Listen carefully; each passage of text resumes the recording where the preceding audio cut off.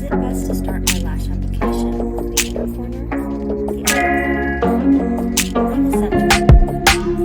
The answer is it really doesn't matter. It's more of a personal preference, but let's talk about why you might choose one method over the other. As a new user, starting in the center might be the easiest way to start because that's where we have the strongest natural lashes. From there, you can line up your gossamer lash spines and work your way towards the corners. The inner corner may be the trickiest spot to apply since our natural lashes overlap your second lash onto it.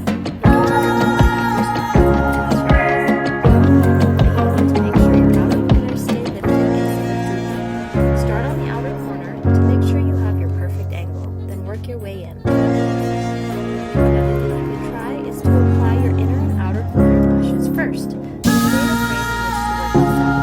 Then work your way in and overlap as much as you need or want. Which is your favorite way to apply?